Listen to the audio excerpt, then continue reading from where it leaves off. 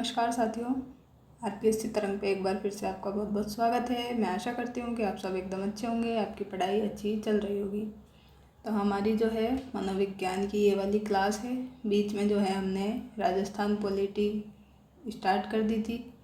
तो राजस्थान पॉलिटी में हमने क्या कर लिया है, जो अपने राज्यपाल का टॉपिक है ये कंप्लीट कर लिया है। ठीक है, तो राज्यपाल के टॉपिक के आपको 4 क्लासेज मिल जाएंगी।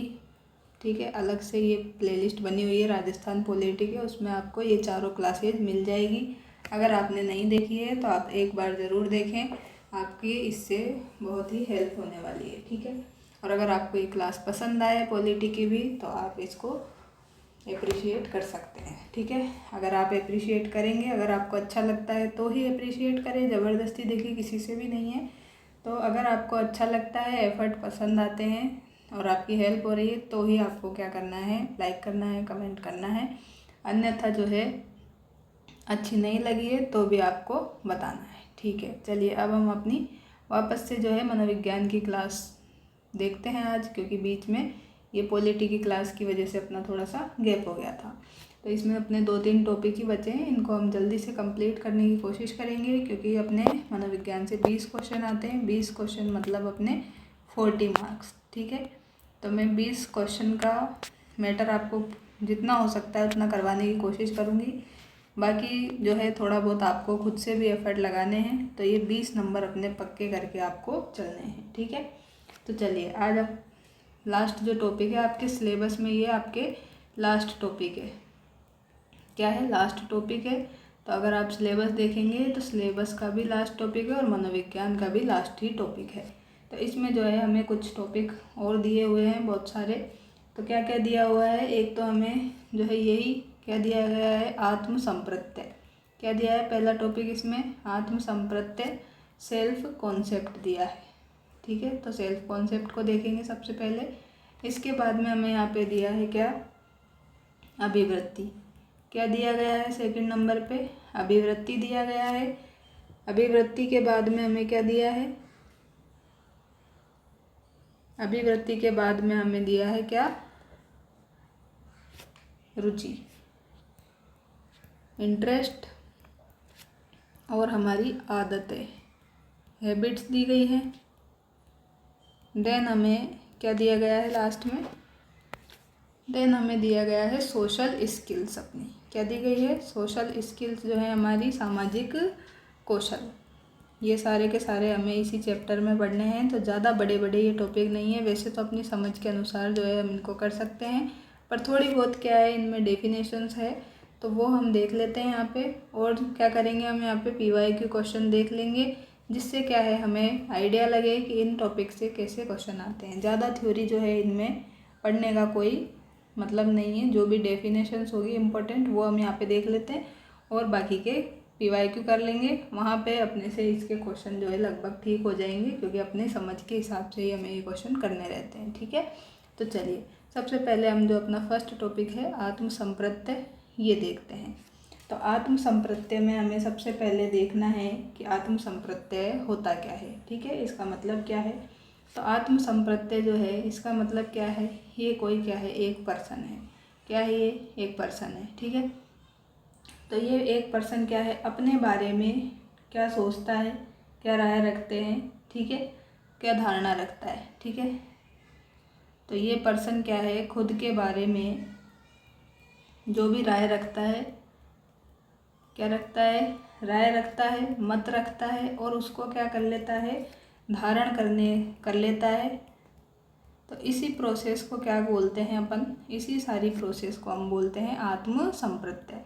क्या बोलते हैं इसी प्रोसेस को, आत्म संप्रत्यय, सेल्फ कॉन्सेप्ट बोलते हैं। जो हम अपने बारे में क्या है, खुद के बारे में क्या बना लेते हैं, धारणा बना लेते हैं, मत रख लेते हैं, उसी को हम आत्म संप्रत्यय बोलते हैं।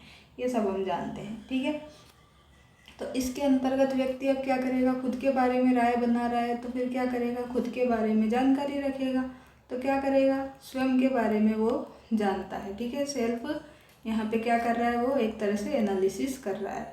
ठीक है, तो स्वयं के बारे में वो जानता है। इसमें स्वयं के बारे में क्या क्या जानेगा, तो अपनी जो क्या है वीक पॉइंट्स है, क्या है अपने वीक पॉइंट्स है, जो भी उसकी क्या है दुर्बलताएं हैं। ठीक है। और उसकी क्या क्या पावर है, क्या क्या शक्तियाँ हैं, शक्तियाँ पता चल गई, दुर्बलता पता चल गई, उसकी क्या क्या क्या है, सफलता है, असफलता है, ठीक है। असफलताएं उसकी क्या क्या थी और सफलताएं क्या क्या थी, तो सारी की सारी चीज़ें जो हैं वो यहाँ पे क्या है, जानता है, ठीक है। तो ये क्या है, सिंपल इसके बारे में बेसिक इंट्रोडक्शन हुआ कि आत्म संप्रत्यय जो है होता क्या है, ठीक है।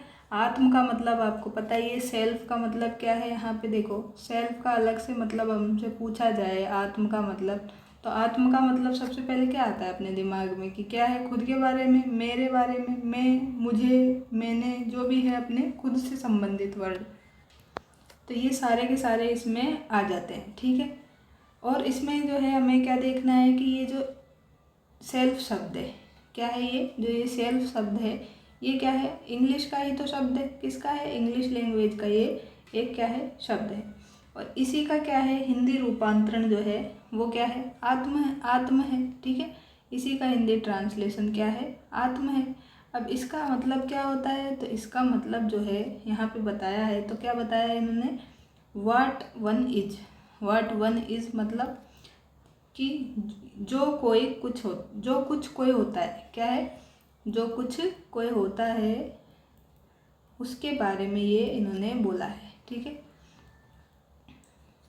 इसमें क्या समझ में आया कि इसका मतलब अपने पास में क्या है कि एक व्यक्ति है वो क्या है, अपना प्रत्यक्षीकरण जो है कैसे करता है, अपने आप को कैसे देखता है, क्या धारणा रखता है, क्या मत रखता है खुद के बारे में, उसी को आत्म संप्रत्यय कहते हैं, ठीक है। ये आपको समझ में आई बात। अब जो है सबसे पहले क्या है, सबसे पहले कौन आए, तो सबसे पहले एक नाम हमें याद रखना है, इसमें कौन आए सबसे पहले, तो सबसे पहले आए रेन डेस्कार्ट। कौन आए, रेन और डेस्कार्ट, ये एक ही नाम है, रेन डेस्कार्ट आए सबसे पहले, जिन्होंने क्या किया, तो इन्होंने जो है संज्ञान मतलब वही जो है आत्म अस्तित्व को जागरूकता किया। क्या किया इन्होंने, आत्म संप्रत्यय का मेनली क्या किया, विचार दिया, ठीक है। तो आत्म संप्रत्यय का इन्होंने मेनली विचार दिया, ये आप ध्यान में रखें। या फिर आप ये भी ध्यान में रख सकते हैं कि जो है इन्होंने क्या किया था, रेन डेस्कार्ट ने जो है संज्ञान अपना जो है, संज्ञान मतलब क्या है, संज्ञान का व्यक्ति की जो आत्म अस्तित्व है उसको जागरूकता के संदर्भ के बारे में बताया, ठीक है। तो आप सिंपल ये याद रखें कि संज्ञान या फिर आत्म संप्रत्यय के बारे में सबसे पहले किसने बताया, तो ये बताया रेन डेस्कार्ट ने, ठीक है। तो इसको अपने को याद रखना है, ये अलग फैक्ट में अपने को लिखना है, ठीक है। इसके बाद में जो है विलियम जेम्स जो है ये थे, ये भी क्या थे, एक मनोवैज्ञानिक थे। तो विलियम जेम्स जो है इन्होंने क्या किया, ये कौन थे, तो ये हमने पहले पढ़ा है कि ये जो आधुनिक मनोविज्ञान था अपना, उसके क्या है, आधुनिक मनोविज्ञान के ये क्या रहे थे, आधुनिक मनोविज्ञान के ये जनक रहे थे। ये हमने जो है फर्स्ट क्लास में अपने देखा था, ठीक है। आधुनिक मनोविज्ञान के जनक कौन थे, तो विलियम जेम्स थे। और इनने जो है चेतना के विज्ञान के बारे में बात की थी, ठीक है। चेतना के विज्ञान के बारे में हमने वहाँ पे पढ़ा था, चेतना के बारे में बताया था इन्होंने, 19वीं सदी थी, ठीक है। तो ये चीज़ आपको रिकॉल होनी चाहिए, अगर नहीं हुई है तो आपको रिवीजन करने की आवश्यकता है, ठीक है। चलिए अब हम आगे चलते हैं अपने आत्म संप्रत्यय के टॉपिक पे, जिसमें हम क्या बात कर रहे हैं कि आत्म संप्रत्यय जो है सबसे पहले रेन डेस्कार्ट ने दे दिया शब्द। विलियम जेम्स ने जो है ये क्या थे, आधुनिक मनोविज्ञान के जनक थे। इनने क्या किया, इन्होंने यहाँ पे जो है अपनी एक बुक थी इनकी, ये बुक भी वहाँ पे मैंने बताई थी आपको, ध्यान हो तो, प्रिंसिपल ऑफ क्या थी, प्रिंसिपल साइकोलॉजी, क्या थी, प्रिंसिपल साइकोलॉजी थी इनकी बुक का नाम है ये। और इसमें इन्होंने क्या किया है, तो इसमें इन्होंने जो है 4 घटक बताए हैं, 4 फैक्टर्स बताए हैं। किसके बताए हैं, तो सेल्फ कॉन्सेप्ट की ही हम बात कर रहे हैं, आत्म संप्रत्यय की। तो इसके 4 घटक बताए हैं। तो 4 घटक मेनली कौन कौन से बताए हैं, तो ये 4 घटक आप देखिए। तो सबसे पहले इन्होंने बताया है भौतिक वाला, क्या बताया है, भौतिक आत्म संप्रत्यय। देन इन्होंने बताया है सामाजिक, सोशल, ठीक है, फिजिकल हो गया और सोशल हो गया। इसके बाद में क्या आ गया, अपने आध्यात्मिक आ गया, क्या आ गया, आध्यात्मिक आ गया। आध्यात्मिक या फिर इसको मनोवैज्ञानिक। क्या है? आध्यात्मिक या फिर इसको मनोवैज्ञानिक बोल सकते हैं। देन लास्ट में जो है अपना आएगा, ये आएगा शुद्ध अहम। क्या आएगा? शुद्ध अहम, या फिर इसको अपन सुपर ईगो भी बोल सकते हैं। ठीक है, तो ये 4 फैक्टर जो है किसने बताए? 4 फैक्टर बताने वाले थे विलियम जेम्स। किसके? आत्म संप्रत्यय के। ये थोड़ा सा यहाँ पे जल्दबाजी में, ठीक है ना, इसको आप सही कर ले। प्रिंसिपल की अपने ये हो जाएगी, प्रिंसिपल, स्पेलिंग ठीक कर लेना, प्रिंसिपल ऑफ साइकोलॉजी। ठीक है, और ये पुस्तक जो है इन्होंने लिखी और इसमें 1890 में क्या किया, ये जो है अपनी आत्म संप्रत्यय की धारणा ये यहाँ पे इन्होंने बताई है, जिसमें 4 टाइप्स इसको बताए हैं। ठीक है, तो ये अपने को पता चली बात कि ये इन्होंने बताए। इसके बाद में जो है आगे हम बात करें तो जो क्या बात करेंगे, कुछ डेफिनेशंस जो हैं वो देख लेते हैं। उससे पहले हम यही जो है 4-5 अपन ने डिवाइडेशन किया है, इसके बारे में ही देख लेते हैं, उसके बाद में डेफिनेशन देख लेंगे। तो देखिए, जो अपने क्या है भौतिक वाला पार्ट है, भौतिक घटक है, इसमें इन्होंने क्या बताया है कि जो व्यक्ति है वो क्या है, उसके पास भौतिक संपत्तियां और उपलब्धियां शामिल है। अब भौतिक संपत्तियों में क्या आ गया? भौतिक संपत्तियां, प्रॉपर्टीज आ गई, और क्या शामिल है? अब उपलब्धियां, जो भी उसने क्या है जीवन में अचीव किया है, तो ये सब इसमें शामिल है। ठीक है, किसकी? व्यक्ति की ही बात करेंगे ऑब्वियसली। ठीक है, तो व्यक्ति की जो भी भौतिक संपत्तियां हैं, उपलब्धियां इसमें शामिल है। अब इसका एग्जाम्पल क्या होगा? तो इसका एग्जाम्पल अपने पास होगा कि जैसे हम बोलते हैं किसी को, यह घर किसका है? यह घर मेरा है। किसका है? यह घर मेरा है। ठीक है, पहला एग्जाम्पल ये हो गया। फिर ये घर हो गया, अब ये गाड़ी भी मेरी है। तो इस तरह से जो है आप किसी चीज़ पे क्या है अपना अधिकार जमाएं, तो वह वो क्या है आपकी है। जैसे यहाँ पे इन्होंने भौतिक संपत्ति में क्या हो गया, घर का यूज़ किया है। यहाँ पे गाड़ी जो है ये भी अपनी भौतिक संपत्ति है। तो ये जो व्यक्ति है ये क्या है, अपने भौतिक संपत्तियों के बारे में यहाँ पे बता रहा है। ठीक है, तो ये अपने को पहला वाला भौतिक आत्म संप्रत्यय समझ में आया। अब चलते हैं सेकंड पे। सेकंड में क्या है? सामाजिक। सामाजिक में क्या करेगा, ये समाज से रिलेशन जो है, समाज में जो भी इनके रिलेशन है, संबंध, उनके बारे में बात करेगा। ठीक है, तो इसको भी हम डायरेक्ट एग्जाम्पल से ही देख लेते हैं। तो इसमें क्या होगा, जैसे कि कोई व्यक्ति है राम नाम का, तो ये इनके क्या है, एक बेटा है, बेटी है। तो ये क्या बोल रहे हैं कि यह मेरा बेटा है। ठीक है, बेटे के साथ में कहीं गए तो फिर कोई पूछ रहा है ये कौन है, तो फिर बता रहे हैं कि ये मेरा क्या है, बेटा है। ठीक है, तो ये मेरा बेटा है, ये किसको बता रहे हैं? ये समाज को बता रहे हैं, लोगों को बता रहे हैं। तो यहाँ पे जो है ये अपने को समझ में आई, यह मेरा बेटा है, यह मेरा क्या है, शिष्य है।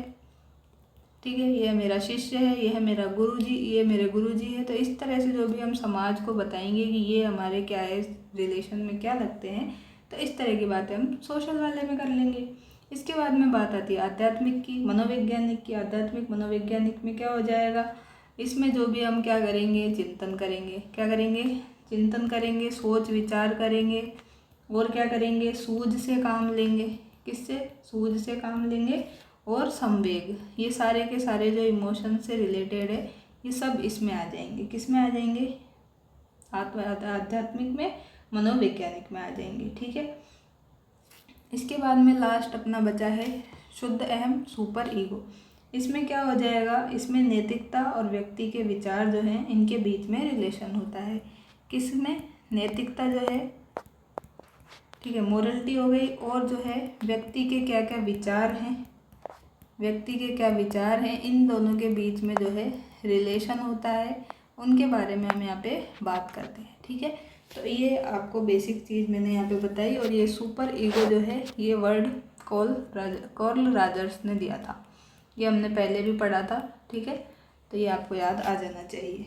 अब हम देखते हैं क्या, तो अब हम देखते हैं आत्म संप्रत्यय के क्या पक्ष। तो आत्म संप्रत्यय के पक्ष में भी वही बात है, क्या हो जाएंगे, एक तो हो जाएगा इसका शारीरिक पक्ष। क्या हो जाएगा? वही अगेन शारीरिक पक्ष। और दूसरा जो हो जाएगा इसका मनोवैज्ञानिक पक्ष। तो शारीरिक पक्ष में तो हम क्या बात करेंगे, शारीरिक शक्तियों की, जो फिजिकल पावर्स हैं अपनी। ठीक है, शारीरिक शक्तियों की बात हम इसमें करेंगे। और जो है मनोवैज्ञानिक में क्या बात करेंगे, तो मनोवैज्ञानिक में जो है अपनी वही व्यवहारिक सफलताओं की बात कर लेंगे। किसकी, व्यवहारिक सफलताओं की और असफलताओं की बात यहाँ पे कर लेंगे मनोवैज्ञानिक में। ठीक है, तो ये आपको यहाँ पे इसके संप्रत्यय के पक्ष समझ में आए। फिर इसके गुण देख लेते हैं कुछ। तो गुण में क्या क्या आ जाएंगे, गुण में अपने आएगी बात किसकी, तो गुण में या फिर विशेषताएं जो है ये हम एक साथ ही देख लेते हैं। तो इसमें जो है क्या क्या बातें आएंगी, सबसे पहली बात क्या आएगी कि आत्म संप्रत्यय जो है, ठीक है, सेल्फ कॉन्सेप्ट में शॉर्ट में लिखूंगी अब। तो सेल्फ कॉन्सेप्ट जो है क्या होता है, विकसित व्यक्तित्व का लक्षण है। क्या मतलब है इसका, कि विकसित हो रहा है कोई व्यक्ति, पर्सनैलिटी उसकी डेवलप हो रही है, इसका लक्षण क्या है, उसमें सेल्फ कॉन्सेप्ट है।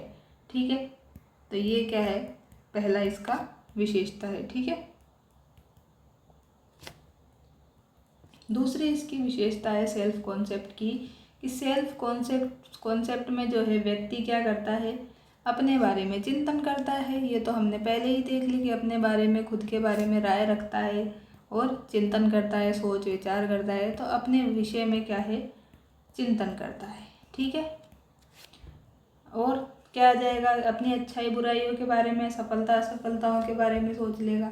वही सारी की सारी बातें इसमें आ जाएंगी। ठीक है, जो हम पहले पढ़ चुके हैं। तो इसके बारे में जो है ज़्यादा बात हम आगे करेंगे। ठीक है, अब हम बात करते हैं थोड़ी सी जो डेफिनेशन है इनकी, उसके बारे में। ठीक है, आत्म संप्रत्यय की कुछ डेफिनेशंस है, तो ये हम देख लेते हैं। तो सबसे पहले बात करते हैं किसकी, गार्डनर मर्फी की। किसकी, गार्डनर मर्फी की बात करते हैं। तो गार्डनर मर्फी जी की क्या डेफिनेशन है, ये बोल रहे हैं कि आत्म जो है, आत्म व्यक्ति का वह रूप है जैसा कि व्यक्ति को ज्ञात है। क्या है, आत्म जो है व्यक्ति का यह रूप है जैसा कि व्यक्ति को ज्ञात है। सिर्फ इन्होंने आत्म के बारे में बोला है कि आत्म जो है क्या है, व्यक्ति का वह रूप है जो क्या है, व्यक्ति जैसा कि व्यक्ति को ज्ञात है, मतलब उसको पता है कि मैं कौन हूँ। तो ये बात इसमें गार्डनर मर्फी ने बोली है। ठीक है, तो फर्स्ट डेफिनेशन ये हुई इनकी। फिर हम बात करें सेकंड डेफिनेशन की, तो सेकंड आएगी अपने जेम्स ड्रेवर की। किसकी, जेम्स ड्रेवर की डेफिनेशन है सेकंड। तो जेम्स ड्रेवर ने जो डेफिनेशन दी है, इन्होंने जो है आत्म शब्द का प्रयोग, किसका, आत्म शब्द का प्रयोग जो है इन्होंने बहुधा, क्या है, बहुधा अहम के अर्थ में किया है। किसके, बहुधा अहम के अर्थ में किया है। ठीक है, और इसमें जो है यह वह एजेंट है जो क्या है, अपने ही पहचान के स्थायित्व के संबंध में चेतन रखता है। क्या बोला है इन्होंने, एजेंट के बारे में बताया कि ये क्या है, एक एजेंट है। क्या, आत्म शब्द क्या है, एक एजेंट है। और क्या करता है ये, तो ये क्या है, अपनी पहचान जो है, क्या है, अपनी जो पहचान है उसको स्थायित्व बनाने के लिए क्या करता है, अपनी पहचान को स्थायी बनाने के लिए हमेशा क्या रहता है, चेतन रहता है। ठीक है, जागरूक रहता है। ऐसे आप देख सकते हैं कि चेतन रहता है। कौन रहता है, चेतन वही ड्राइवर रहता है। ठीक है, तो चेतन, ड्राइवर और एजेंट। ठीक है, ये इस तरह से आप वर्ड से ये देख सकते हैं। और लास्ट डेफिनेशन जो है जॉनसन के अकॉर्डिंग है। जॉनसन ने क्या बोली है डेफिनेशन, तो जॉनसन ने जो डेफिनेशन दी है, इन्होंने बताया है कि जो आत्म को क्या है, आत्म को ऐसी आंतरिक वस्तु के रूप में जानते हैं। किसके, ऐसी आंतरिक वस्तु के रूप में हम जानते हैं जो क्या है, वस्तु के रूप में जानते हैं जो क्या करती है, व्यक्ति का क्या करती है, जो पर्सनैलिटी है व्यक्ति की, क्या है, ये कोई व्यक्ति है, इसकी जो क्या है पर्सनैलिटी, व्यक्तित्व जो है, इसके बारे में क्या करती है, बताती है। क्या करती है, व्यक्तित्व का प्रतिनिधित्व करती है। ठीक है, तो प्रतिनिधित्व किसका करेगी, व्यक्तित्व का करेगी, पर्सनैलिटी का करेगी। ठीक है, आंतरिक वस्तु है ऐसी, ये बोला है जॉनसन ने। ठीक है, तो ये आप ध्यान में रख सकते हैं। और इसके साथ में जो है क्या क्या चीज़ें आ जाएंगी, तो यहाँ पे जो है इसमें अपने और चीज़ें आ जाएंगी, जैसे कि मूल्यांकन। क्या है, मूल्यांकन हो रहा है यहाँ पे व्यक्ति का, और गर्व महसूस कर रहा है, कभी उसके क्या हो रहा है, लज्जा महसूस कर रहा है, आत्मसम्मान जो है, इन सब से रिलेटेड अगर शब्द आए तो फिर आपको जॉनसन वाली डेफिनेशन लगा देनी है। ठीक है, और ड्राइवर में क्या करेंगे, ड्राइवर में आप क्या करेंगे, चेतन देख लेंगे, एजेंट देख लेंगे और बहुधा देख लेंगे। ठीक है ना, और गार्डनर मर्फी में क्या करेंगे, गार्डनर मर्फी में आत्म जो है व्यक्ति का वह रूप है जैसा कि व्यक्ति को ज्ञात है। ठीक है, तो गार्डन जो है व्यक्ति को पता है कि अपने गार्डन में क्या क्या है। ठीक है, तो व्यक्ति को ज्ञात है, ये अपने को याद रह जाएगी बात। अब बात करते हैं किसकी, अभिवृत्ति की। किसकी बात करते हैं, अब अभिवृत्ति की बात करते हैं। तो अभिवृत्ति जो है ये क्या है, तो सिंपल भाषा में अगर हम देखें तो अभिवृत्ति से मतलब क्या है कि जो व्यक्ति है, ठीक है, ये एक पर्सन है, इनकी क्या है, जो भी दृष्टिकोण है, ठीक है, जो भी क्या है इनका दृष्टिकोण है, देखने का नज़रिया है, वही क्या है, अभिवृत्ति है। ठीक है, वही क्या है, अभिवृत्ति है।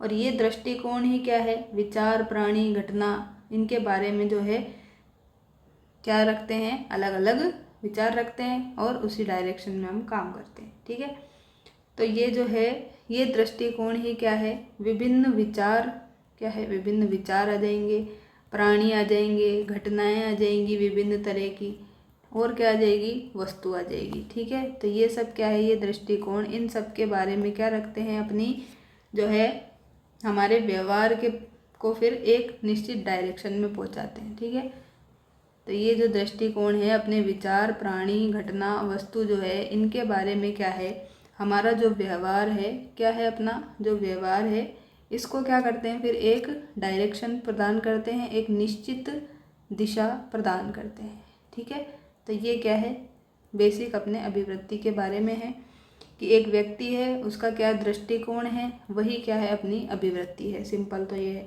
फिर दृष्टिकोण से क्या होगा, दृष्टिकोण जो है यही क्या है, विभिन्न तरह के विचार आएंगे, प्राणी, घटना, वस्तु जो है इनके प्रति क्या है, हमारा जो व्यवहार है उसके द्वारा हम क्या है, निश्चित दिशा प्रदान करते हैं। ठीक है, अब अभिवृत्ति मापन की कुछ क्या है, विधियाँ हैं। क्या है, अभिवृत्ति मापन की क्या है, कुछ विधियाँ हैं। तो इनके मैं आपको यहाँ पे नाम बताती हूँ एक एक करके।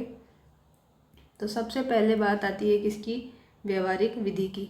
इसमें भी दो टाइप में अपनी चलेंगी विधियाँ। ठीक है, तो मैं यहाँ पे पहले लिख देती हूँ व्यवहारिक विधियाँ, क्या, व्यवहारिक विधियाँ, और इधर हम लिख लेते हैं मनोवैज्ञानिक विधियाँ।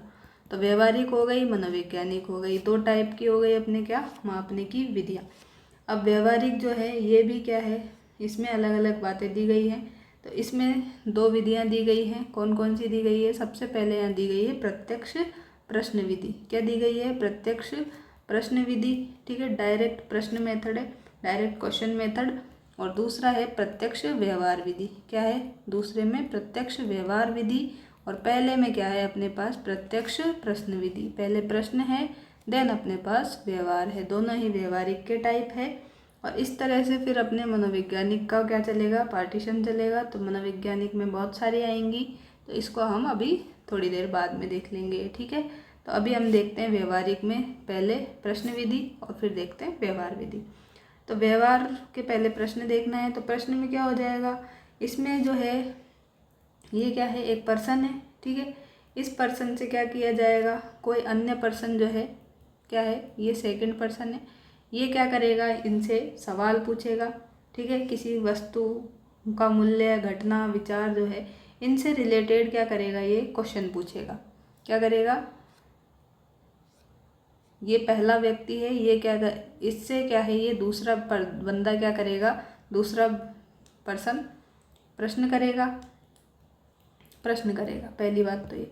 अब प्रश्न किससे रिलेटेड करेगा ये, तो कोई भी जो विचार है, घटना हुई है, ठीक है, और किसी वस्तु का क्या है, मूल्य जानना है, किसी वस्तु के बारे में जानकारी लेनी है, तो इन सब से रिलेटेड ये क्या करेगा, क्वेश्चन करेगा। तो ये क्या करेगा, फिर जब क्वेश्चन करेगा तो इसके आधार पे ये क्या है, इनकी अभिव्यक्ति का अंदाज़ा लगाएगा। ठीक है, तो अभिव्यक्ति ज्ञात कर लेगा। ये प्रश्न विधि हो गई। अब व्यवहार विधि में क्या होगा, तो इसमें क्या करेगा, व्यक्ति के प्रत्यक्ष व्यवहारों का निरीक्षण करेगा। व्यक्ति जो है कैसे कैसे क्या है, ये कोई व्यक्ति है, ये कैसे कैसे प्रत्यक्ष व्यवहार कर रहा है, क्या बिहेवियर है इसका डायरेक्ट, तो इसका क्या करेगा, वो निरीक्षण करेगा। यहाँ पे कोई सवाल जवाब नहीं करेगा, बस उसके व्यवहार का क्या करेगा, निरीक्षण करेगा। और इससे वो पता लगाएगा कि जो है इंसान की क्या है, अभिवृत्ति कैसी है। ठीक है, तो ये क्या करता है, व्यवहार का निरीक्षण करता है। ठीक है, अब ये दोनों की दोनों विधियाँ क्या रही, ज़्यादा काम की नहीं रही, क्योंकि क्या हुआ, समाज में दोनों तरह के क्या हैं, लोग हैं, तो वो कैसे भी व्यवहार कर सकते हैं। ठीक है, तो ये दोनों विधियाँ क्या रही, असफल रही। फिर अपने आई मनोवैज्ञानिक विधियाँ।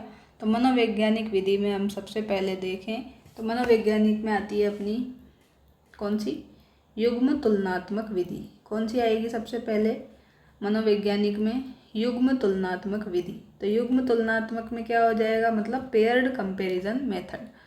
हिंदी में मैंने आपको बता ही दिया, इंग्लिश में भी बता देती हूँ। तो इंग्लिश वाले बच्चे देखें कि पेयर्ड कंपैरिजन मेथड। ठीक है, पेयर कंपैरिजन मेथड लगाएंगे। इसमें क्या होगा, तो इसमें जो है हम क्या करेंगे, पहले तो किसने दी है, तो यही पूछा जाता है कभी कभार। तो ये दिए थर्स्टन ने। किसने दिए, थर्स्टन ने दी है। और इन्होंने कब दी है, तो 1927 में दी है। ठीक है, ईयर याद नहीं रहे कोई बात नहीं, आप ये देखें कि विकास किसने किया है। तो विकास जो है थर्स्टन ने किया है। और इसमें अब देखते हैं क्या किया है इन्होंने। तो इन्होंने क्या किया, कुछ कथन बनाए। क्या किए, कुछ जो हमारे स्टेटमेंट वाले सवाल होते हैं, कथन होते हैं, तो उस तरह के इन्होंने क्या किए, कुछ कथनों की लिस्ट बनाई। क्या की, सूची बनाई, लिस्ट बनाई। और फिर क्या किया, इस विधि में प्रत्येक कथन को क्या किया, अन्य कथनों के साथ जोड़ दिया। और हर जोड़े के संबंध में सहमति असंबंधी पूछी जाती है। मतलब कथन की लिस्ट बना ली और क्या किया, प्रत्येक कथन को अन्य कथन के साथ में भी जोड़ लिया। ठीक है, तो यहाँ पे जैसे आपको लिस्ट दी जाती है, इधर ABCD, ठीक है, और इधर भी कुछ दिए जाते हैं 1 2 3 4। तो ये आपको मैच करना रहता है जैसे एग्ज़ाम में। तो उसी तरह से इन्होंने लिस्ट बना ली और अब आपसे पूछ रहे हैं कि ये वाला इसके साथ है, नहीं है, कॉम्बिनेशन रख रख के आपसे पूछ रहे हैं। तो आपकी सहमति असहमति यहाँ पे पूछी जा रही है। ठीक है, तो ये तुलनात्मक विधि हो गई, युग्म तुलनात्मक विधि। अब समान उपस्थिति अंतराल है, सेकंड विधि है अपनी, ये तो पहली हो गई। दूसरी विधि क्या है मनोवैज्ञानिक अपनी, समान उपस्थिति अंतराल। क्या है, समान उपस्थिति अंतराल है। इसमें क्या बात की है, तो इसका इंग्लिश मीनिंग तो आपको समझ में आ ही गया होगा, इक्वल अपीयरिंग इंटरवल।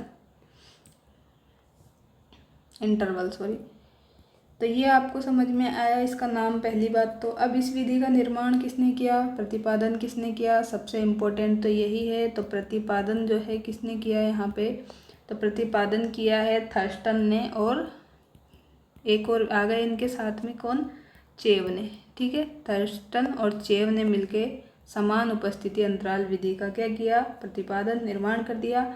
इसमें क्या किया, इसमें भी वही कुछ कथन होते हैं और प्रत्येक कथन पर क्या करते हैं, व्यक्ति की प्रतिकूल, अनुकूल और तटस्थ स्थिति के 11 बिंदु बनाए। क्या किया इन्होंने, इसमें भी वही कथन की बात की है, लेकिन इसमें इन्होंने क्या चेंजेज कर दिया कि जो है व्यक्ति यहाँ पे प्रतिकूल पर भी दे सकता है, अनुकूल रिजल्ट भी दे सकता है और तटस्थ भी रह सकता है, कि वो कुछ भी नहीं बोले। ठीक है, तटस्थ स्थिति भी इसमें रह सकती है। ये पहले बात तो ये तीनों कंडीशन हो गई। फिर जो है तटस्थ स्थिति की सहमति के लिए क्या किया इन्होंने, 11 बिंदु, कितने, 11 जो बिंदु हैं इनके निर्धारण पे पूछे जाते हैं। ठीक है, 11 बिंदु निर्धारण पे क्या है, तटस्थ स्थिति रहती है। इस तरह से आप इसको देख सकते हैं। तो ये आपको समान उपस्थिति अंतराल समझ में आया। अब नेक्स्ट विधि देख, तो नेक्स्ट विधि अपनी आती है 3rd नंबर पे, क्या, योग निर्धारण विधि। तो योग निर्धारण में क्या हो जाएगा, समेटेड रेटिंग। ठीक है, इसमें क्या करेंगे कि रेटिंग देंगे। क्या करेंगे, इसमें रेटिंग देंगे। और इसमें क्या होगा, इसमें जो 11 बिंदु थे, अभी पहले वाली कौन सी देखी है हमने, जस्ट अभी देखी है समान उपस्थिति अंतराल। तो उसमें क्या थे, यहाँ पे मैं लिख देती हूँ, समान उपस्थिति अंतराल। तो इसमें क्या थे, अपने पास 11 बिंदु थे। अब 11 बिंदु की जगह क्या हो जाएंगे, यहाँ पे 5 बिंदु हो जाएंगे। कितने हो जाएंगे, 5 बिंदु हो जाएंगे। तो 5 बिंदु जो हैं यहाँ पे कौन कौन से हैं, ये भी इन्होंने बताया है। तो पहले तो आ जाएगा पूर्ण सहमति हो, क्या हो, पूरी तरह से ही सहमत हो। फिर बात की है कि सहमति हो, ठीक है, ओनली सहमति हो। देन इन्होंने बोला है कि अनिश्चित हो। ठीक है, क्या हो, अनिश्चित हो, कोई फिक्स नहीं है। देन इन्होंने बताया कि असहमति हो उसकी, और लास्ट में बोला है कि पूर्ण ही असहमति हो। ठीक है, तो ये क्या है, इसके 5 बिंदु है, किसके, योग निर्धारण विधि की। इसमें क्या कर रहे हैं, ये रेटिंग जो है, रेटिंग स्केल का यूज़ कर रहे हैं। रेटिंग स्केल का यहाँ पे यूज़ कर रहे हैं, मतलब निर्धारण मान का यूज़ कर रहे हैं। हिंदी में देखें तो निर्धारण मान का यूज़ कर रहे हैं। और एक चीज़ हमसे स्किप हो गई कि ये दी किसने है, इसका प्रतिपादन किसने किया है, तो इसका प्रतिपादन किया है लिंकल्ट ने। किसने? लिंकल्ट ने जो है इसका प्रतिपादन किया है योग निर्धारण विधि का। ठीक है, अब हम देखते हैं स्केलोग्राम विधि। कौन सी विधि है? स्केलोग्राम विधि। तो स्केलोग्राम जो है इसमें क्या हो जाएगा, पहली बात तो इसका प्रतिपादन किसने किया, तो इसके प्रतिपादक हैं अपने पास गेटमैन। कौन है? गेटमैन है। किसके प्रतिपादक? स्केलोग्राम विधि के। और इन्होंने क्या किया, इन्होंने कथन जो थे उनको जोड़ों में दिया और सहमति पर 1 अंक और असहमति पर क्या किया, इन्होंने 0 अंक दिया। वही कथन वाली बात ही चल रही है। और कथन वाले में इन्होंने जो है सहमति पे तो क्या किया, 1 नंबर दे दिया। ठीक है, और असहमति पे क्या कर दिया, इन्होंने 0 अंक दे दिया। ठीक है, तो 1 अंक हो गया, 0 अंक हो गया। और इस तरह से इन्होंने फिर क्या है, इनका पूरा टोटल कर लिया और इसके अनुसार इन्होंने अभिवृत्ति जो है वो चेक कर ली अपनी। ठीक है, तो ये अपना एक टेस्ट हो गया। इसके बाद में स्केलोग्राम विधि के बाद में अपनी नेक्स्ट विधि आती है क्रमबद्ध अंतर विधि। कौन सी? क्रमबद्ध अंतर विधि। तो क्रमबद्ध अंतर विधि में क्या करेंगे, इंग्लिश में आपको पता ही है सक्सेसिव हो गया क्रमबद्ध। ठीक है, सक्सेसिव इंटरवल मेथड। तो इसमें क्या करेंगे, इसमें देखिए प्रतिपादक देखते हैं सबसे पहले। तो प्रतिपादक वही थर्स्टन आ जाएंगे इसमें भी। ठीक है, थर्स्टन ने प्रतिपादन किया, कब किया? 1937 में किया। ठीक है, 1937 में कर दिया। और इसका क्या है, व्यापक प्रयोग और प्रचार सफीर ने किया था। क्या है ये आपको ध्यान रखना है कि विकास तो किसने किया था इसका, तो विकास करने वाले तो थर्स्टन थे, लेकिन जो है प्रचार प्रसार और व्यापक प्रयोग, ठीक है, व्यापक प्रयोग जो है ये करने वाले कौन थे, तो ये इसमें एक और नाम आपको ध्यान में रखना होगा। तो ये हैं सफ़ीर। कौन है? सफ़ीर हैं, जिन्होंने क्या है इसका प्रचार किया, व्यापक प्रयोग किया किसका? क्रमबद्ध अंतर विधि का। इसमें क्या किया इन्होंने, कथन जो है, कथन बहुत ज़्यादा मात्रा में ले लिए। कितने? बहुत ज़्यादा मात्रा में क्या ले लिए? कथन ले लिए। और जो है कथनों को क्रमबद्ध अंतर से फिर नापा गया। क्या किया? बहुत ज़्यादा मात्रा में कथन ले लिए, फिर जो है इनको क्रमबद्ध अंतरों में नापा गया, सक्सेसिव इंटरवल्स में इनको नापा गया। ठीक है, तो इस तरह से जो है इन्होंने ये वाला टेस्ट किया क्रमबद्ध अंतर। सिर्फ हमें तो विकास वाली चीज़ें ज़्यादा ध्यान रखनी है, क्योंकि वहीं से question generally match the following में पूछ लिया जाता है। फिर देखते हैं विभेदकारिता। विभेदकारिता मतलब डिस्क्रिमिनेशन हो गया। ठीक है, क्या करना है अब इसमें? डिस्क्रिमिनेशन करना है। तो इसके प्रतिपादक कौन थे, तो प्रतिपादक देखें सबसे पहले। तो प्रतिपादन करने वाले थे एडवर्ड्स और किलपेट्रिक। 2 व्यक्ति थे, एडवर्ड प्लस किलपेट्रिक। ठीक है, तो ये दोनों हो गए यहाँ पर किसके प्रतिपादक? विभेदकारिता के, डिस्क्रिमिनेशन के। और इसमें क्या किया इन्होंने? समान उपस्थिति विधि और क्रमबद्ध वाली को मिला दिया। किसको मिला दिया? एक तो जो समान उपस्थिति वाली विधि थी अपनी, कौन से नंबर की? 2nd नंबर की थी। ठीक है, 2nd नंबर पे अभी हमने देखी है ये। और एक ये क्रमबद्ध अंतर विधि जो अभी 5th नंबर पे हमने देखी है। इन दोनों को जो है इन्होंने मिला दिया और क्या कर दिया इन्होंने? विभेदकारिता वाला ये विधि दे दिया। ठीक है, इसके बाद में आती है कौन सी विधि?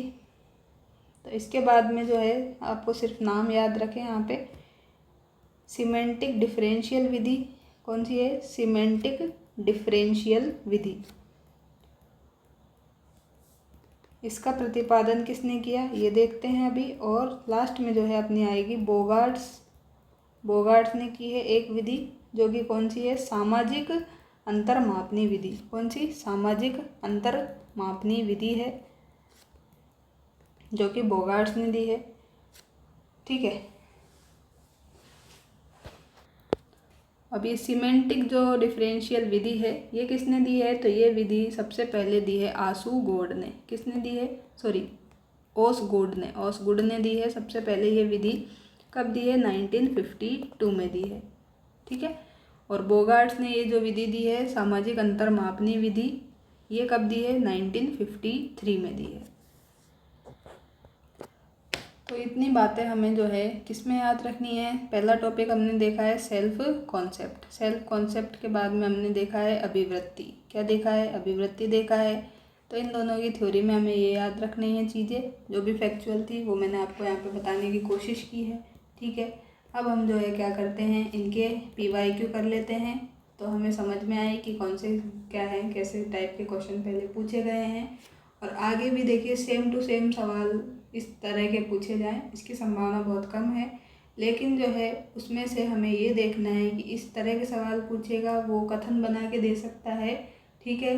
फैक्ट वही रहते हैं, बस वो आजकल क्या कर रहा है, कथन बना के थोड़े से क्वेश्चन को टफ बनाने की कोशिश कर रहा है, शब्दों का थोड़ा बहुत इधर उधर हेर फेर कर रहा है, तो वो हमें ध्यान में रखना है। प्रश्न देख के घबराना नहीं है, बिल्कुल थोड़ा सा दिमाग लगा के अपने को टाइम दे के वो क्वेश्चन करना है, और आपकी समझ से ही वो क्वेश्चन आप ज़्यादा अच्छे से कर सकते हैं, ठीक है। तो ये जो है अपनी कौन सी बुक है, आप सभी को पता है कि ये दिशा वाली अपनी बुक है, ठीक है। दिशा के PYQ हम यहाँ पे करने वाले हैं, और इसकी PDF जो है आपको टेलीग्राम पे पहले ही दे दी गई है, तो आप वहाँ से इसकी प्रैक्टिस आराम से कर सकते हैं, ठीक है। तो प्रैक्टिस के लिए आपको कोई प्रॉब्लम नहीं होगी। और थोड़े से हम यहाँ भी क्वेश्चन देख लेते हैं। तो शैक्षिक संप्रत्यय जो है ये चैप्टर है, चैप्टर नंबर 13, पेज नंबर 294, ठीक है। आत्म संप्रत्यय, अभिवृत्ति, रुचि, आदत, अभिरुचि, निर्देशन अपने सिलेबस में नहीं है, सामाजिक कौशल। तो सारे के सारे टॉपिक अपने यहाँ पे दिए गए हैं, चैप्टर नंबर 13 के सारे क्वेश्चन हमें करने हैं। चलिए तो फटाफट से देखते हैं। पहला क्वेश्चन है अपने सामने, आत्म संप्रत्यय के संबंध में निम्न में से कौन सा सही नहीं है? सही नहीं है पूछा है, तो पढ़िए। परिपक्वता और आत्म संप्रत्यय में कोई संबंध नहीं है।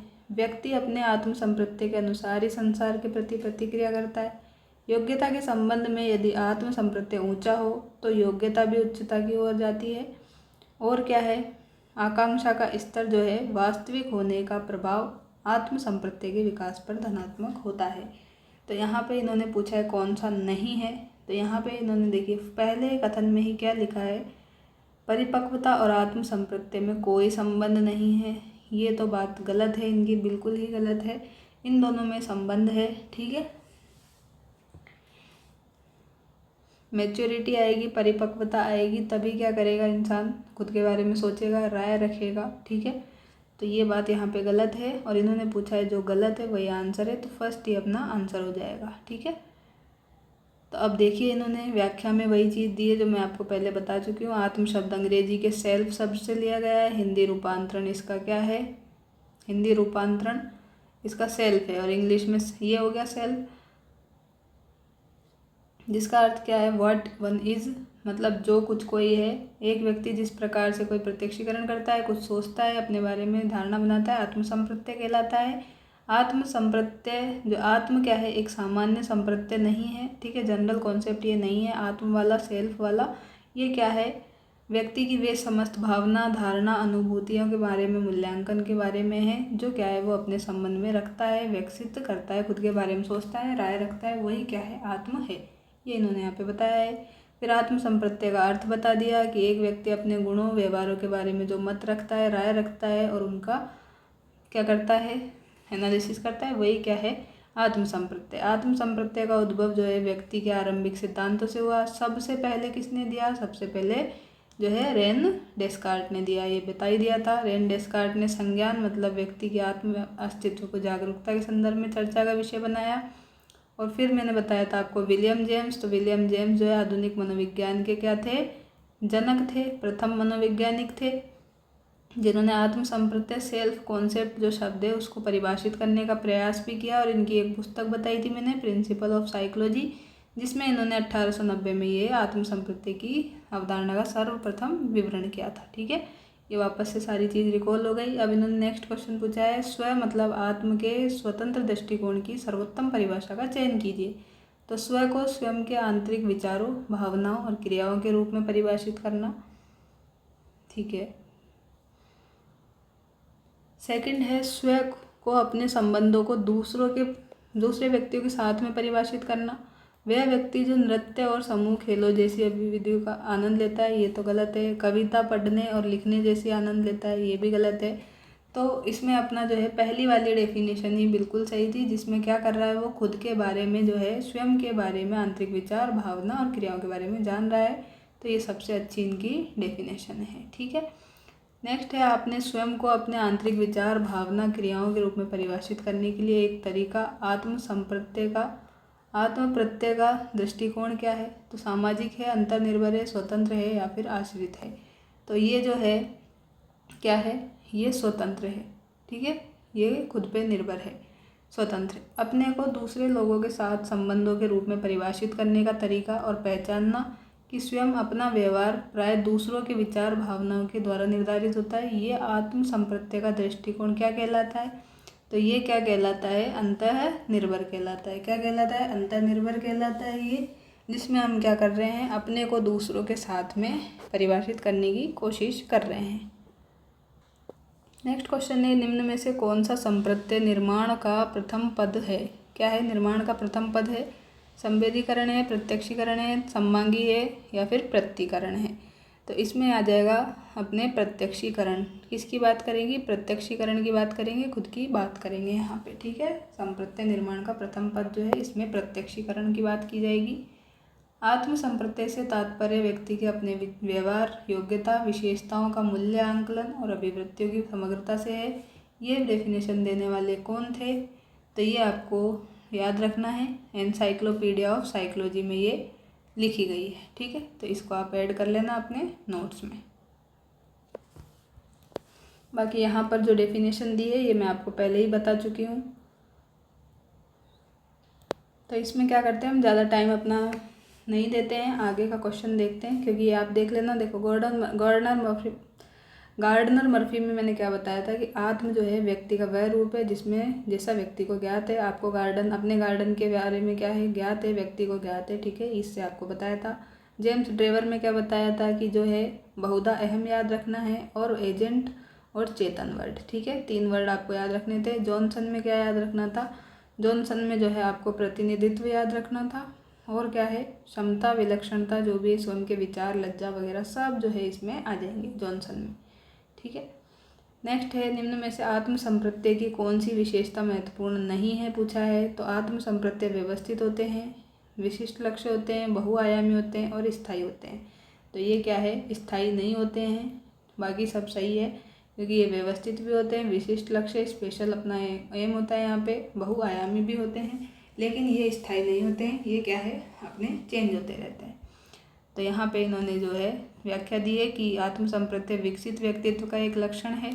आत्म संप्रत्यय में व्यक्ति अपने विषय में चिंतन करता रहता है। व्यक्तित्व की अच्छाई, बुराई जो है, पर्सनैलिटी की अच्छाई, बुराई, सफलता, असफलता को जानने और उसका आकलन करने की योग्यता आ जाती है उसमें। और बुद्धि के अतिरिक्त क्या है, आयु, परिपक्वता और वातावरण। क्या है, आयु, परिपक्वता और वातावरण जो है, किसके अलावा, बुद्धि के अलावा, ये सब क्या है, आत्म संप्रत्यय को प्रभावित करते हैं। कार्ल रोजर्स ने जो है आत्म संप्रत्यय के सिद्धांत में आत्म संप्रत्यय को फ्रायड के सुपर ईगो के समान बताया है। किसके समान? सुपर ईगो के समान बताया है, और इसे क्या है, आदर्श आत्म संप्रत्यय नाम दिया। फिर ओलपर्ट आया, ओलपर्ट ने क्या किया, आत्म संप्रत्यय के लिए प्रोपियम शब्द का क्या किया, यूज़ किया, और जिसको ज्ञात आत्म संप्रत्यय बताया है। क्या बताया है? ज्ञात आत्म संप्रत्यय बताया है। और आदर्श जो है आत्म संप्रत्यय किसने बताया? कार्ल रोजर्स ने बताया है। ठीक है, ओलपर्ट ने तो ज्ञात बताया है, कार्ल रोजर्स ने आदर्श वाला बताया है।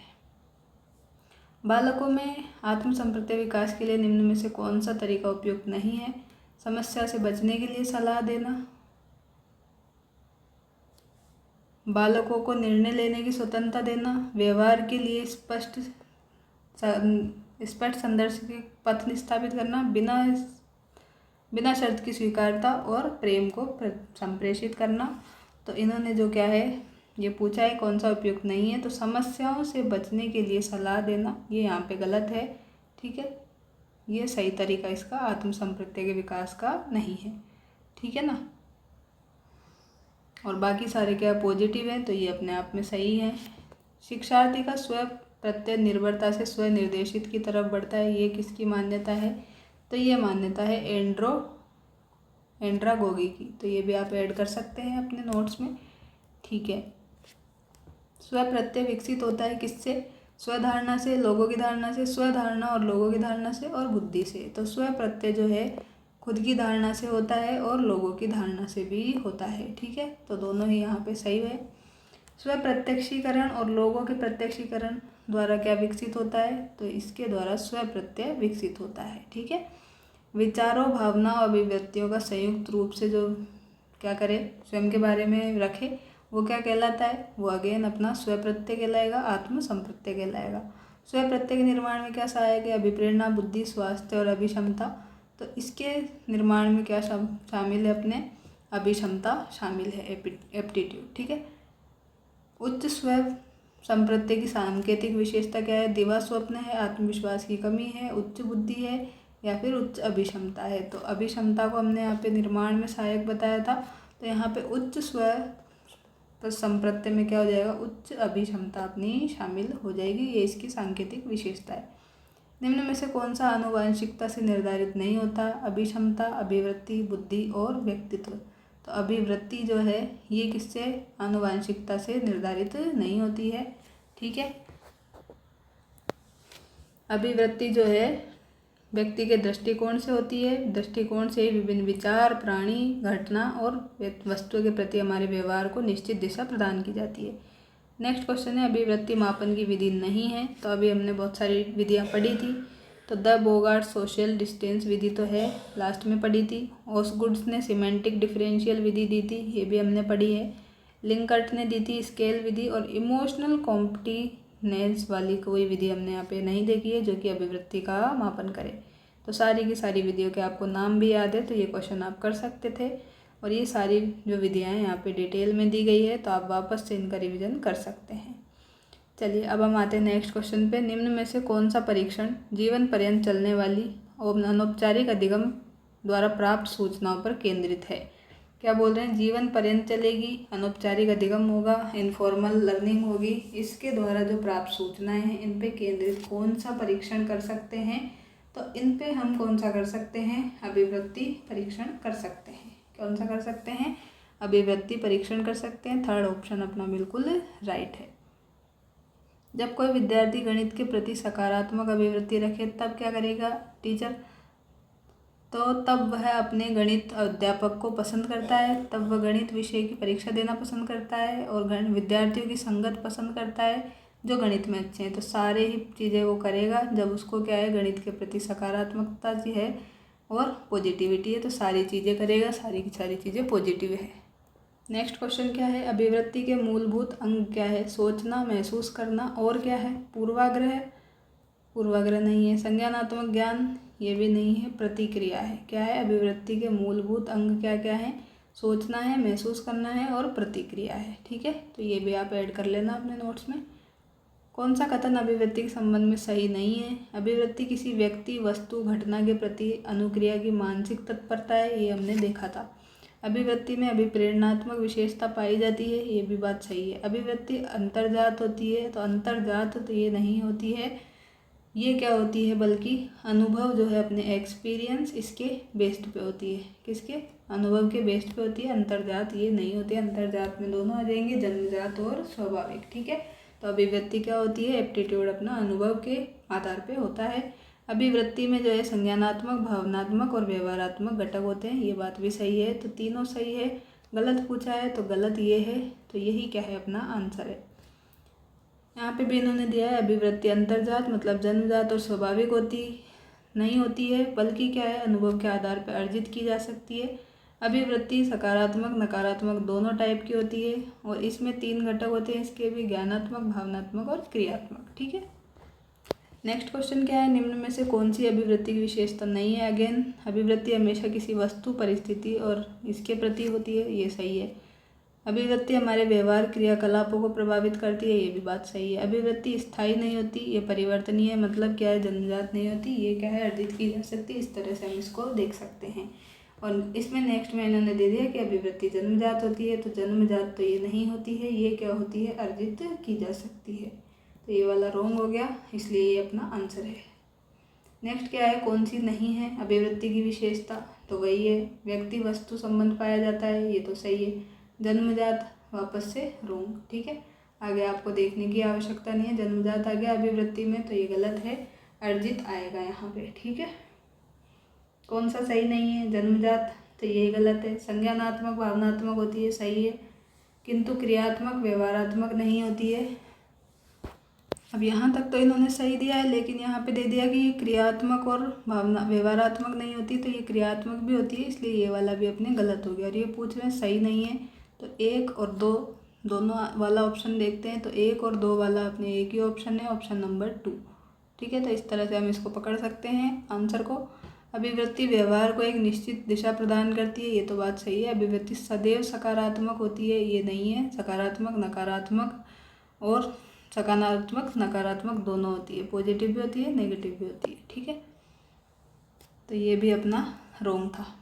चलिए नेक्स्ट क्वेश्चन क्या है, लोग अपना वोट मतलब मत जो है अपनी भावनाओं के अनुसार करते हैं, बजाय इसके कि उम्मीदवार को अपनी विशिष्ट नीतियाँ किस प्रकार की है। ये किस अभिव्यक्ति का घटक है, संज्ञानात्मक का, भावनात्मक का, व्यवहारात्मक का या सामाजिक का। तो अपनी भावनाओं के अनुसार कर रहे हैं, तो इसमें भावात्मक आ जाएगा, ठीक है। क्या आ जाएगा, भावात्मक अभिव्यक्ति आ जाएगी इसमें। संज्ञानात्मक घटक में क्या हो जाएगा, व्यक्ति की मनोवृत्ति जो है वस्तु के प्रति ज्ञान और अपना विश्वास आदि सम्मिलित होते हैं। संज्ञानात्मक में तो क्या है, दिमाग वाली बातें, ज्ञान विश्वास हो गया। भावात्मक में क्या हो जाएगा, भावात्मक में मन में मनोवृत्ति वस्तु के प्रति एक सुखद और दुखद भाव होता है, इमोशंस होते हैं, भाव होते हैं। व्यवहारात्मक में क्या हो जाएगा, व्यवहार में जो है मनोवृत्ति के प्रतिकूल अनुकूल व्यवहार जो है इसकी तत्परता होती है, ठीक है। तो संज्ञानात्मक, भावनात्मक और व्यवहारात्मक तीनों हो गए यहाँ पे। एक व्यक्ति की एक उत्पाद के प्रति अभिवृत्ति लक्षित के वस्तुनिष्ठ गुणों के बारे में उसके विश्वासों पर आधारित है। ये क्या है, अभिवृत्ति का एक घटक है। तो कौन सा है, मूल्य है, संज्ञानात्मक है, भावात्मक है या फिर व्यवहारात्मक है। तो इसमें क्या है, वस्तुनिष्ठ गुणों के बारे में विश्वासों पे आधारित है। तो यहाँ पे देखो क्या देखा था आपने, संज्ञानात्मक में अपना विश्वास जो है ये सम्मिलित होता है इसमें संज्ञानात्मक में, तो संज्ञानात्मक यहाँ पे सही है। किसी विद्यार्थियों को खाली समय में हमेशा चित्रकारी को करते देख एक शिक्षक उस विद्यार्थी की चित्रकारी में रुचि का अनुमान लगाता है, तो ये किस प्रकार का क्या है, अभिरुचि होगी। तो यहाँ पे व्यक्त है, प्रकट है, आविष्कारिक है या फिर मापित है। तो यहाँ पे प्रकट होगी, क्योंकि क्या गए वो प्रकट रुचि में वो क्या है, विभिन्न क्रिया व्यवहार जो बच्चा कर रहा है उसके अकॉर्डिंग आइडिया लगा रहा है टीचर की बच्चे को क्या है, ड्राइंग में चित्रकारी में रुचि है, तो प्रकट जो है रुचि में ये आ जाएगा। अब अपने थर्ड टॉपिक जो है इस चैप्टर का वो स्टार्ट हो चुका है वैसे, रुचि, ठीक है, इंटरेस्ट। तो रुचि का पहलू कौन सा नहीं है, जानना, अनुभव करना, इच्छा करना या गति करना। तो इसमें जो है रुचि में अपने जानना भी आता है, इच्छा करना आता है, अनुभव भी आता है, लेकिन गति करना जो है इसमें नहीं आता है, ठीक है। तो ये अपना आंसर हुआ। और हम इसकी व्याख्या देखते हैं। तो रुचि क्या है, अंग्रेजी भाषा के इंटरेस्ट शब्द से बना है, ठीक है। अंग्रेजी में इसको इंटरेस्ट शब्द लैटिन भाषा से लिया गया है और इसका मतलब क्या है, तो इसका मतलब है कि यह संबंधित है, इट कंसर्न, ठीक है। रुचि जो है सीखने सिखाने की प्रक्रिया को संचालित करने की केंद्रीय शक्ति है और अध्यापक के सभी प्रयत्नों का लक्ष्य है। सभी प्रयत्नों का क्या लक्ष्य है कि विद्यार्थियों में सीखने की रुचि को विकसित किया जाए। क्या यही टीचर का क्या रहता है, इंटरेस्ट मतलब लक्ष्य रहता है कि जो स्टूडेंट्स है वो सीखने की रुचि उनमें डेवलप हो। और रुचि जो है बच्चों को केवल सीखने में ही सहायता प्रदान नहीं करती, बल्कि उनका जो दृष्टिकोण है, प्रवृत्ति है उनकी और व्यक्तित्व जो है उनकी में निर्माण में भी क्या करती है, सहायता करती है, ठीक है। तो ये क्या है, रुचि की बात हुई। और रुचि जो है केवल किसी चीज़ की पसंदगी मात्र है, अर्थात कोई वस्तु जो हमें पसंद है वहाँ हमारी रुचि अवश्य होगी, ठीक है। अब देखिए क्या पूछा है इन्होंने, एक कक्षा की पिकनिक में कुछ विद्यार्थी क्रिकेट खेल रहे हैं, कुछ बैठकर बातचीत कर रहे हैं, कुछ डांस कर रहे हैं। तो ये विद्यार्थियों की कौन सी भिन्नता के कारण हो रहा है, तो किसी को क्या है, क्रिकेट पसंद है, किसी को बातचीत पसंद है, किसी को डांस पसंद है। तो सब अपने अपने इंटरेस्ट का काम कर रहे हैं, इंटरेस्ट का काम कर रहे हैं तो रुचि आ जाएगा, ठीक है। तो इंटरेस्ट, रुचि आ गया। तो एक विद्यार्थी एक समस्या के प्रासंगिक अनेक उत्तर दे रहा है, तो वह क्या दर्शा रहा है, तो प्रवृत्ति है, अभिवृत्ति है, रुचि है या कोई नहीं है। तो क्या है, एक विद्यार्थी एक प्रॉब्लम के बारे में अलग अलग उत्तर दे रहा है प्रासंगिक, तो वो क्या है, उसका इंटरेस्ट है उसमें, प्रॉब्लम में, और उसकी नॉलेज है, ठीक है, तो वो क्या है, उसकी रुचि है। निम्न में से कौन सा सुपर द्वारा प्रस्तावित रुचि का प्रकार नहीं है? तो सुपर ने क्या है, 4 टाइप की रुचि बताई थी, ये अपन डिटेल देख लेते हैं, तो आप इसको ऐड कर सकते हैं अपने नोट्स में। सुपर ने रुचि के 4 प्रकार बताए, अभिव्यक्त, प्रदर्शित, आलंकित, परीक्षित और प्रपत्र रुचि। कौन सी? अभिव्यक्त बताई है, प्रदर्शित बताई है, प्रदर्शित को ही आंकलित बोला है, और परीक्षित और प्रपत्र। तो यहाँ पे अभिव्यक्त दी गई है, बिल्कुल राइट है। आंकलित दी है, ये भी राइट है। सूचित रुचियाँ, तो सूचित हो गई। और स्थिति परक, तो स्थिति परक यहाँ पे नहीं दी गई है, तो ये वाला अपना रोंग हो जाएगा, ठीक है। नेक्स्ट क्वेश्चन क्या है, रुचि जो है गुप्त मतलब अव्यक्त हुआ अवधान और अव्यवधान रुचि का क्रियात्मक रूप है। ये किसने डेफिनेशन दी थी? तो ये वाली डेफिनेशन देने वाले थे मैकडूगल। किसने दी है? मैकडूगल ने क्या दी है कि रुचि जो है गुप्त हुआ अवधान और अवधान रुचि का क्रियात्मक रूप है, तो मैकडूगल ने ये डेफिनेशन दी है। अब रुचि की कुछ डेफिनेशन है जो हम देख लेते हैं। तो ग्रीनलैंड के अनुसार क्या है कि किसी चीज़ को पसंद करना ही रुचि है, ठीक है। सबसे बढ़िया बात इन्होंने बोल दी है कि किसी चीज़ को पसंद करना ही क्या है, रुचि कहलाता है, इंटरेस्ट कहलाता है। ग्रीनलैंड ने ये बोली है, ठीक है। तो क्या है, अपने इंटरेस्ट के अकॉर्डिंग हम कुछ काम करते हैं तो हमें सब क्या हरा हरा दिखता है, तो हरा हरा से ये ग्रीनलैंड अपने को याद आ जाएगा। फिर मैकडूगल ने जो है डेफिनेशन दी है कि रुचि जो है गुप्त अव्यक्त अंतर्निहित हुआ अवधान है, अवधान रुचि का क्रियात्मक रूप है, ठीक है। तो यहाँ पे गुप्त हुआ अवधान, अवधान वर्ड आए तो मैकडूगल अपने को देख लेना है, ठीक है। जॉन डीवी के द्वारा बोला है कि क्रिया द्वारा किसी वस्तु को आत्मसात करने का प्रयत्न ही रुचि कहलाता है। और क्रो ने बोला है कि रुचि वह अभिप्रेरक शक्ति है जो कि हमें किसी व्यक्ति, वस्तु और क्रिया के प्रति ध्यान देने के लिए अभिप्रेरित करती है। तो क्रो है, क्रो में क्या है, कौवा है। एक तरह से इसे आपको याद रखना है कि कौवा क्या है, काँव काँव करता है। तो काँव काँव करता है तो क्या है, व्यक्ति का, वस्तु का क्या है, उसकी क्रिया के प्रति क्या जाता है, ध्यान जाता है, ठीक है। तो इस तरह से आपको ये याद रखना है, ठीक है। सिर्फ ये याद बताने के लिए, याद कराने के लिए, कोई इसको अदरवाइज नहीं लेगा, ठीक है। बी एन झा ने क्या बोला है, रुचि जो है वह स्थिर मानसिक संस्थान है जो कार्य चालू रखकर ध्यान बराबर बनाए रखती है। क्या है, बी एन झा ने बोला है कि इंटरेस्ट क्या है, एक स्थिर मानसिक संस्थान है जो कार्य को चालू रख के ध्यान को बराबर बनाए रखती है। और रोस ने क्या बोला है, जो वस्तु हमसे संबंधित होती है अथवा प्रयोजन रखती है, हमारी रुचि उसमें ही होती है। क्या है, जो चीज़ हमसे रिलेटेड होती है, हमसे, हमारी रुचि उसमें ही होती है। ये किसने बोला है, रोस ने। अगर आपका इंटरेस्ट रूसने में है तो आप रूस जाएंगे, रूठ जाएंगे, ठीक है। तो रोस हमारी रुचि, हमारा इंटरेस्ट, तो आप इससे इसे रिलेट कर लेंगे। भाटिया ने बोली है, भाटिया जी ने, रुचि का अर्थ है प्रभाव डालना। क्या है, भाटिया ने बोला है कि रुचि का अर्थ है प्रभाव डालना। हम उन वस्तुओं में रुचि लेते हैं जो अन्य वस्तु से अलग है। अब जो है भाटी वंश, इसमें आप याद रख सकते हैं कि भाटी वंश जो है क्या है, एक वंश के साथ हमने इसको रिलेट कर दिया। तो अब वंश के वाले क्या करेंगे, जो क्या है कुछ लोगों से डिफरेंट है वो काम करेंगे, तो अलग चीज़ करेंगे यहाँ पे, ठीक है। अन्य वस्तुओं से अलग काम यहाँ पे करते हैं, तो भाटी लोग करते हैं, ठीक है। हमारी रुचि जिसमें होती है वो काम अगर नहीं कर रहे हैं तो रूठ जाएंगे, ठीक है। क्रो की आपको बताई दी कि क्या है, कौवा बार बार चिल्ला रहा है तो उसकी, व्यक्ति का ध्यान जाएगा, क्रिया के प्रति ध्यान जाएगा, ठीक है। तो इस तरह से आपको ये डेफिनेशंस याद करने में कुछ हेल्प हुई होगी। चलिए नेक्स्ट क्वेश्चन है, रुचि जो क्या है, ज्ञानात्मक है, क्रियात्मक है, भावनात्मक है, उपयुक्त सभी है। तो रुचि जो है अपनी क्रियात्मक है। क्या है, क्रियात्मक है ओनली। यदि एक छात्र अपना बहुत सा खाली समय चित्रकारी में बिताता है, ऐसा करने पर वह प्रसन्नता अनुभव करता है, अपने व्यस्त समय में भी वो चित्रकारी करता है और ऐसा करने पे थकान भी उसको नहीं होती, तो उसकी अभिव्यक्ति बतानी है आपको। उसकी अभिवृत्ति की अभिव्यक्ति दर्शाता है। यह उसकी अभिक्षमता और श्रेष्ठता की अभिव्यक्ति है। यह उसकी रुचि की अभिव्यक्ति है और यह खाली समय का सदुपयोग करने की अभिवृत्ति है। तो इसमें हमने क्या पढ़ा कि एक बच्चा है, वो क्या है, खाली समय में भी चित्रकारी कर रहा है और ऐसा करने से उसको क्या है, अच्छा लग रहा है, प्रसन्नता फीलिंग हो रही है और वो अपने बिजी टाइम में से भी क्या है, ड्राइंग के लिए टाइम निकाल रहा है, फिर भी वो थकान महसूस नहीं कर रहा। तो ये सब क्या है, वो उसके इंटरेस्ट के अकॉर्डिंग ही कर रहा है और इंटरेस्ट से ही क्या है, वो अपनी अभिव्यक्ति को दर्शा रहा है। तो ये इसमें अपने थर्ड ऑप्शन बिल्कुल राइट है।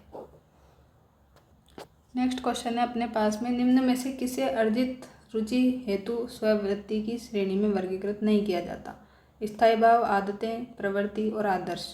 तो यहाँ पे जो है किसे वर्गीकृत नहीं किया जाता है रुचि हेतु स्ववृत्ति में? तो इसमें हमें शामिल नहीं करते हैं प्रवृत्तियों को। किसको? प्रवृत्तियों को इसमें शामिल नहीं किया जाता है। नेक्स्ट है, निम्न में से कौन सा कथन रुचि के बारे में सही नहीं है? तो रुचियाँ जन्मजात और अर्जित होती है, ये तो सही है।